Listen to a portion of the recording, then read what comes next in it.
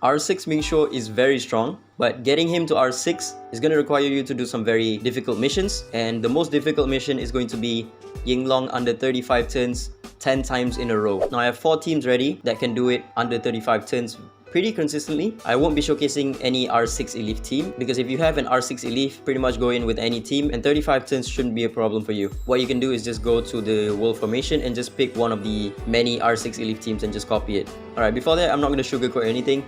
Under 35 turns with a full free-to-play team is not going to be possible. So what I'm going to do is I'm going to try to make it as budget as possible while also showcasing 4 different teams. If you don't have a certain unit, you can use one of the other 3 teams. Here's the first team. It's going to be using Non-R. This is going to be the most budget team that I can think of, but consistency wise it is pretty bad. It's going to be using Non-R on the War set and Brawler. Get her to 100% accuracy if you can and pump as much attack on her as possible. Chu Yao is going to be on the Astral set and Grove, crit damage, accuracy and HP with no speed. Yujing is going to be on the Relief set and Aegis. Feng Shun is going to be on the Harmony set, crit damage, attack. You want him to be on crit damage because you want to clear the first wave consistently.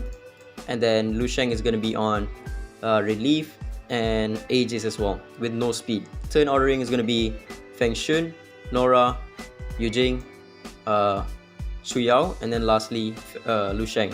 Alright, so for the first wave, there's 2 ways that you can go about it. You can clear it within 2 to 4 turns. If you land a defense break like this one on the Inferno guy, then you should be able to clear it within 2 turns. If you don't, then it's going to be a 4-turn clear.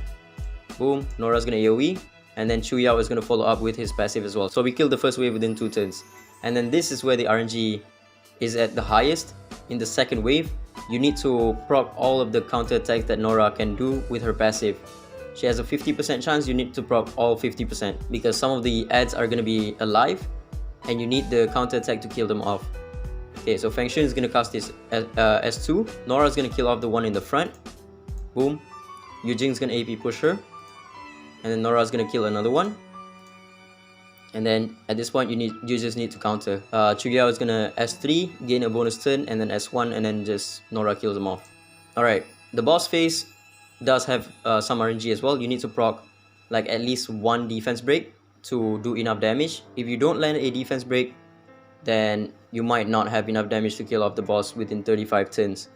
You have 2 units that can land defense break, which is Chu Yao and Feng Shun. Boom, Feng Shun S3. Didn't land the defense break, but we did land the defense break on Chu Yao right there. So this should be under 35 turns.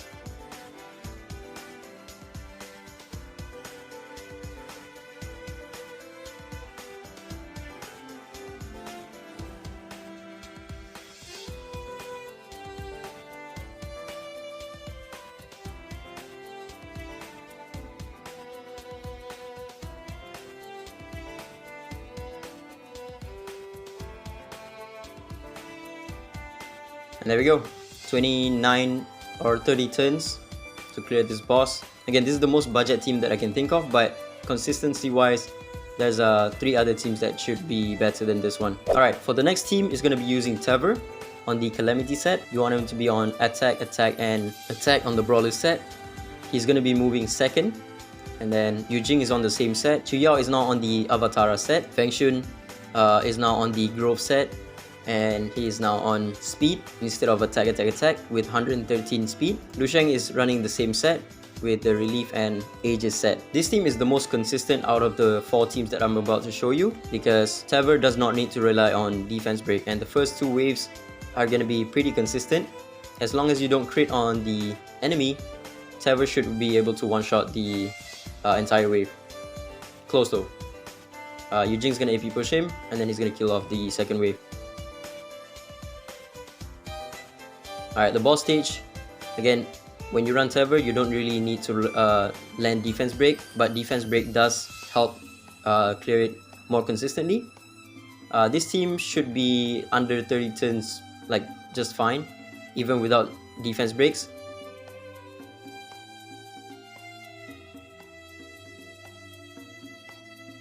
Tever died, but it didn't matter because I have Yujing to revive him.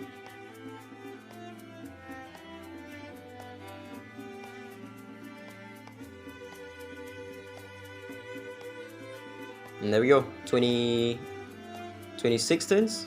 26 turns. Again, this one is going to be the most consistent team out of the 4 teams, but it does require you to have a Tabber. Now for the third team, it's going to require you to have an Esper that is even harder to get than R6 Elif, which is Sloan.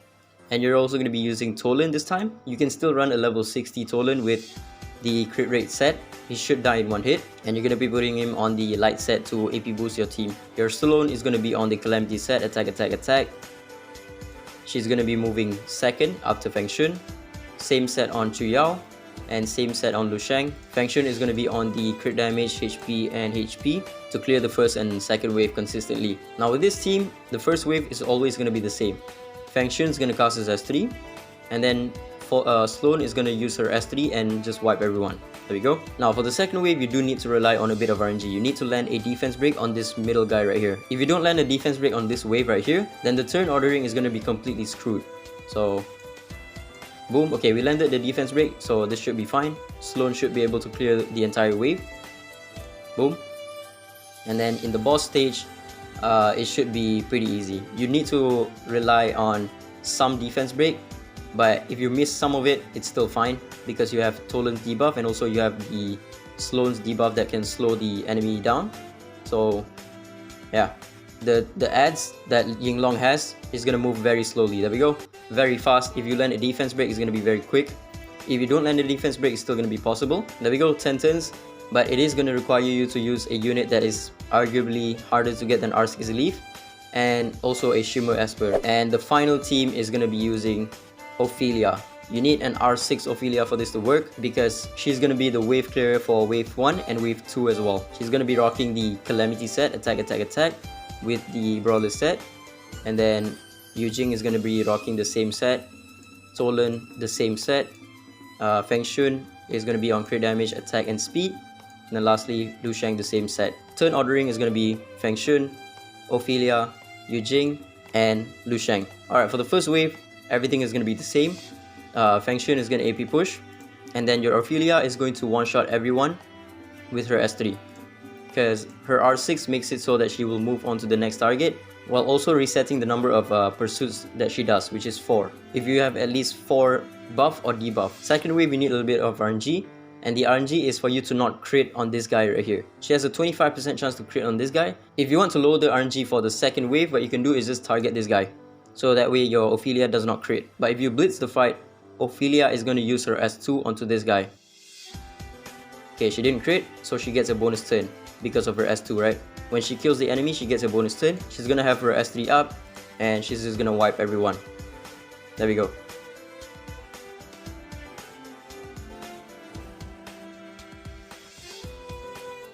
Now here's the biggest RNG. For the boss stage, you need Feng Shun to land the defense break with his S3. If you don't, then it's going to be a bit of trouble. Okay, nice. We landed the defense break, and then Ophelia is going to S2. Yujing's going to S3, AP boost her, and then Ophelia is going to one-shot the boss. There we go. If you don't land the defense break, it's going to be very troublesome because without defense break, Ophelia is not doing any damage. So you need to land the defense break on Feng Shun or the run is going to fail. But yeah, that's about it. Hopefully this video is helpful. Again, among the 4 teams that I showed you, the Tabber team is going to be the most consistent to get below 35 turns because he doesn't need to rely on defense break. The second most consistent is going to be the Sloan team. The third most consistent is going to be the Ophelia team. And then the last one is going to be the Non-R team. So yeah, that's about it. Ciao.